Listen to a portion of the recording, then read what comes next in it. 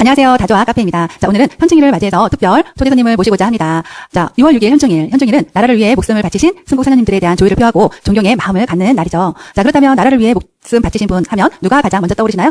네, 어린이들에게 질문을 하면 많은 친구들이 이순신 장군요라고 대답을 합니다. 자, 국민 모두가 알고 있는 분도 계시지만 역사에 묻혀 잊혀진 분들이 더 많으시죠. 그래서 오늘은 임진왜란 때 이순신 장군과 더불어 큰 업적을 남기신 우리가 잘 모르는 월탄 한효순 장군님에 대해서 알려드리고자 합니다. 자, 대한민국 역사진단학계 이동호 사무국장님을 모시고 역사 속으로 잊혀진 인물을 만나보시도록.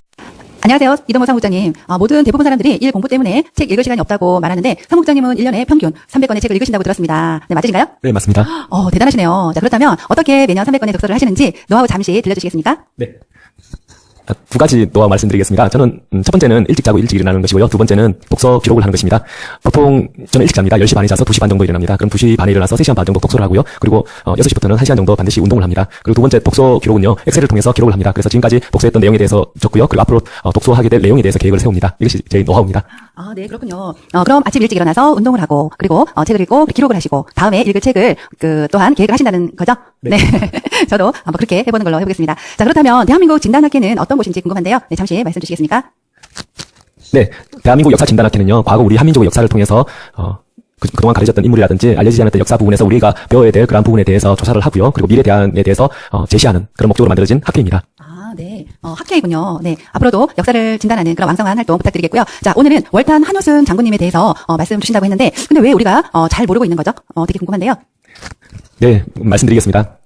월탄 한효순 장군님은요, 역사에서 임의적으로 가려져야만 했던 그런 아픔을 지닌 그런 장군님입니다. 실제로 그 당대에서는 이순신 장군과 더불어서 그 이순신 장군만큼이나 알려졌던 그러한 역사 위인이었습니다. 월탄 한효순 선생이 가려진 것은, 역사 속에 가려진 것은 이제 두 가지 이유가 있다고 생각합니다. 첫 번째는 임진왜란 이후에 살아남았다는 것, 두 번째는 고위직까지 올라갔다는 것입니다.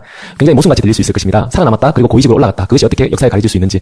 월탄 한효순 선생은 바로 그 광해군 재임 당시에 국방에 있어서는 가장 높은 직함까지 올라갑니다.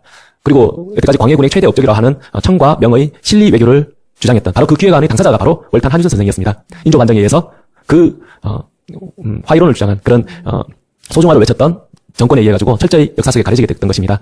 그 자신뿐만 아니라 그 후손들조차도 이후에 관직에 등용하기가 매우 힘든 그런 상황 속에서 복권이 1908년, 그러니까 경술국치 2년 전에야 겨우 풀리게 됐던 것입니다. 이것이 바로 월탄 한효순 선생이 역사 속에 가려져야만 했던, 그리고 지금까지 잘 알려질 수밖에 없었던 이유입니다. 하지만 그분에 관한 수많은 기록들이 그분의 위대함을 증명하고 있습니다. 네. 자, 그러면 우리가 많이 알 수 있도록 그런 기록들이 많이 전해져야 되겠네요. 대중적으로. 네, 그 활동 많이 부탁드리겠고요.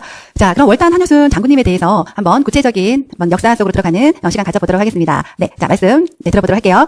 한효순 선생에 대한 업적을 말씀드리겠습니다. 월탄 한효순 선생의 업적이라면 아무래도 임진왜란을 막아낸 공로를 들 수 있을 것 같습니다. 월탄 한효순 선생은 당정에 의해서 당상관의 위치에서 밀려나서 지금의 포항에 해당되는 곳으로 가서 계실 수밖에 없었습니다. 하지만 이것이 바로 우리나라 대한민국을 보존하는 중요한 일이 되었습니다. 월탄 한효순 선생이 부임하고 난 뒤 6개월도 안 돼서 터진 것이 바로 임진왜란이었습니다. 그리고 관군들은 그 서슬퍼런 일본의 침략에 밀려서 이리저리 많이 흩어졌습니다. 그때 월탄 한효순 선생은 그 흩어진 관군들 1만 명을 규합을 해냈습니다. 전국에 있던 관군들이 약 17만 명에 해당되는데요. 1만 명이라면 엄청난 수에 해당됐습니다. 그리고 일본의 보급로를 끊게 됐습니다. 뿐만 아니라 월탄 한효순 선생은 전쟁 중에 주요 업적 중 하나가 바로 보급로를 확보하고 보급을 원활히 진행했다는 것입니다. 서해 유승용 선생의 기록에 의하면 월탄 한효순 선생이 보급했을 때는 그 군량이 끊이지 않았고 부족함이 없었다라고까지 표현이 됐습니다.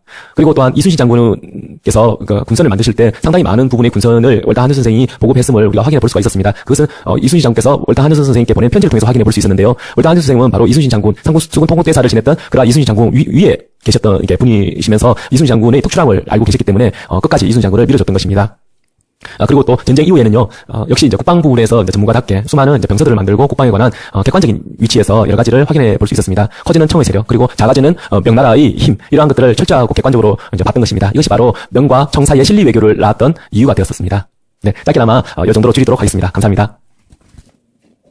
네, 이동호 사무국장님과 함께 월탄 한효순 장군님에 대해서 알아봤는데요. 네, 도움이 좀 되셨습니까? 네, 우리가 역사를 알아야 하는 이유는 역사는 사실이고 우리가 걸어온 흔적이기 때문에 과거의 좋은 흔적은 계승해서 더욱 발전시키고 과거에 좋지 않은 흔적은 다시 반복하지 않으면서 발전 성장해 가기 위해서가 아닐까 합니다. 자, 어제보다 나은 오늘, 오늘보다 나은 내일을 위해 우리 함께 역사에 관심을 가져보았으면 합니다. 네, 이동호 사무국장님 한번 종종 모셔서 역사에 대해서 같이 한번 알아보도록 할게요. 네, 감사합니다.